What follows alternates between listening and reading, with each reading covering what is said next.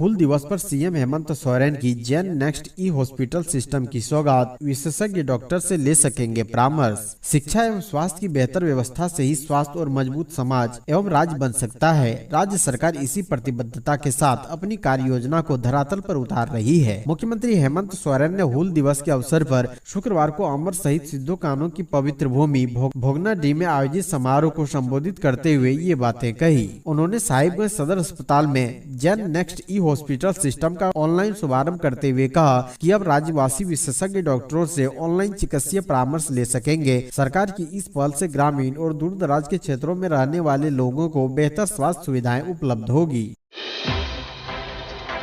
जुलाई अंतिम सप्ताह में होगी लैब सहायक भर्ती परीक्षा। उत्पाद सिपाही के लिए आवेदन की बड़ी समय सीमा। झारखंड के माध्यमिक विद्यालयों में प्रयोगशाला सहायकों की नियुक्ति के लिए परीक्षा जुलाई के अंतिम सप्ताह में होगी। झारखंड कर्मचारी चयन आयोग ने यह परीक्षा रांची, पूर्वी सिंहभूम, पश्चिमी सिंहभूम, बोकारो, धनबाद तथा देवघर के विभिन्न केंद्रों पर आयोजित करने का निर्णय लिया है। शीघ्र ही आयोग द्वारा परीक्षा की तिथि की घोषणा कर दी जाएगी। इसके साथ ही अभ्यर्थी अपना प्रवेश पत्र आयोग की वेबसाइट से डाउनलोड कर सकेंगे। इस परीक्षा के माध्यम से 690 प्रयोगशाला सहायकों की नियुक्ति होगी।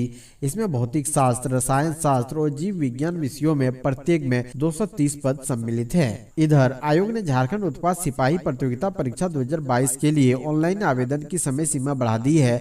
अब विद्यार्थी इस परीक्षा में सम्मिलित होने के लिए 10 जुलाई तक आवेदन कर सकेंगे। पहले इसकी तिथि 30 जून निर्धारित थी। स्वास्थ्य मंत्री बन्ना गुप्ता के आपात सचिव ओम प्रकाश सिंह ने विधायक सरयू राय पर लगाए ये गंभीर आरोप। झारखंड के स्वास्थ्य मंत्री बन्ना गुप्ता के डोरंडा स्थित आवास पर प्रेस वार्ता की गई। प्रेस वार्ता में मंत्री बन्ना गुप्ता स्वयं मौजूद नहीं थे। मंत्री के आपात सचिव ओम प्रकाश सिंह ने प्रेस वार्ता को संबोधित किया। उन्होंने जमशेदपुर पूर्वी के विधायक सरयू राय पर गंभीर आरोप लगाए। उन्होंने कहा कि विधायक सरयू राय और डोरंडा थाना प्रभारी की मिली भगत से दर्ज प्राथमिकी से अभियुक्त का नाम व्हाइटनर से हटा दिया गया है और किसी अन्य के नाम का जिक्र किया गया है। श्री सिंह ने पत्रकारों से बातचीत करते हुए डीजीपी और पुलिस के वरिष्ठ पदाधिकारियों से पूरे मामले की निष्पक्ष जांच कराने की मांग की है। स्वास्थ्य मंत्री बन्ना गुप्ता के आपात सचिव ओम प्रकाश सिंह ने कहा कि स्वास्थ्य विभाग के द्वारा विधायक के खिलाफ डोरंडा थाने में स्वास्थ्य विभाग के निजी दस्तावेज चुराने के आरोप में मामला दर्ज था, लेकिन विधायक और डोरंडा थाना प्रभारी की मिलीभगत से प्राथमिकी से अभियुक्त का नाम व्हाइटनर से हटा दिया गया है। अभियुक्त की जगह व्हाइटनर से नाम हटाकर अन्य का जिक्र किया गया है। श्री सिंह ने कहा कि इस बात पर सिविल कोर्ट ने भी सहमति दी है।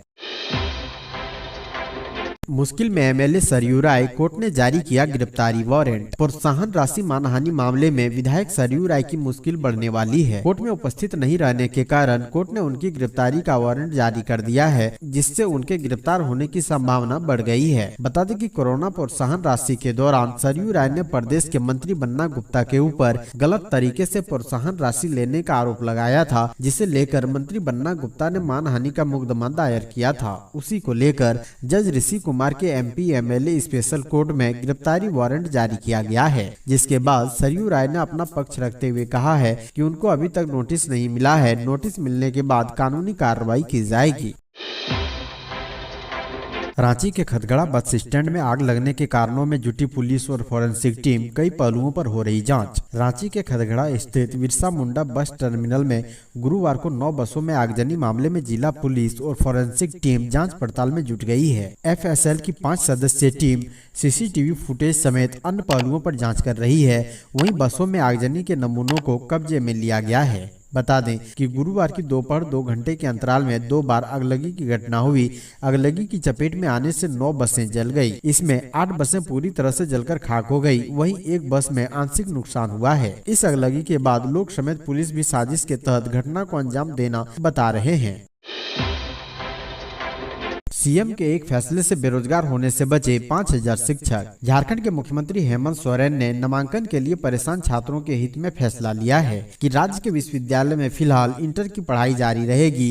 राज्य सरकार ने हालांकि यह निर्णय नई शिक्षा नीति 2020 की गाइडलाइन के उलट लिया है। नई शिक्षा नीति के तहत देश भर में डिग्री कॉलेजों से इंटर की पढ़ाई बंद करनी है, लेकिन मुख्यमंत्री के इस फैसले से विभिन्न कॉलेजों में पढ़ा रहे 5000 से अधिक अनुबंधित शिक्षक बेरोजगार होने से बच गए हैं। नई शिक्षा नीति 2020 के तहत झारखंड के विश्वविद्यालयों के अधीन डिग्री कॉलेजों में इंटर की पढ़ाई हटा दी गई थी, जिसके बाद राज्य के 5000 से अधिक अनुबंधित शिक्षकों पर बेरोजगारी का खतरा मंडराने लगा था। इसको लेकर ये शिक्षक राज्यपाल से लेकर कई मंत्रियों तक से मुलाकात कर गुहार लगा रहे थे। दूसरी ओर कितने विद्यार्थी इन कॉलेजों में नामांकन करवाएंगे, इसको लेकर स्थिति स्पष्ट नहीं है। जानकारों का मानना है कि अधिकतर छात्र कहीं न कहीं नामांकन करवा चुके हैं। ऐसे में पहले की तुलना में इस बार कॉलेजों में नामांकन कम होने की संभावना है।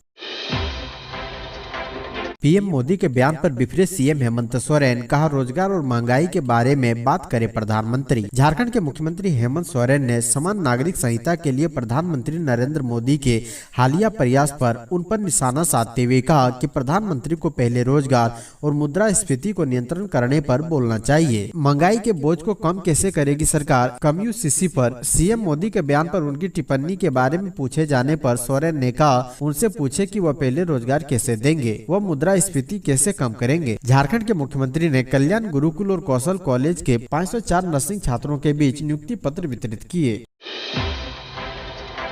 राष्ट्रपति और मुख्यमंत्री हेमंत सोरेन ने झारखंड के अमर शहीदों को किया नमन। राष्ट्रपति द्रौपदी मुर्मू ने शुक्रवार को झा हुल दिवस पर संथाल विद्रोह के अमर बलिदानियों सिद्धू कान्हू, चांद भैरव तथा फूलो झानो समेत सभी वीर वीरांगनाओं को नमन कर उन्हें श्रद्धांजलि अर्पित की। राष्ट्रपति ने अपने संदेश में लिखा कि इन अमर बलिदानियों ने जनजातीय समाज की अस्मिता, स्वाभिमान और स्वशासन के उद्देश्य से उन्होंने अन्याय व शोषण के विरुद्ध कड़ा संघर्ष किया। उन सभी जनजातीय भाई बहनों की शौर्य गाथाएं भावी पीढ़ियों को सदैव मातृभूमि की सेवा करने के लिए प्रेरित करती रहेगी। साथ ही कहा कि हुल दिवस पर संथाल विद्रोह के अमर बलिदानियों सिद्धू कान्हू, चांद भैरव तथा फूलो झानो समेत सभी वीर वीरांगनाओं को मैं नमन करते हुए श्रद्धांजलि अर्पित करती हूँ।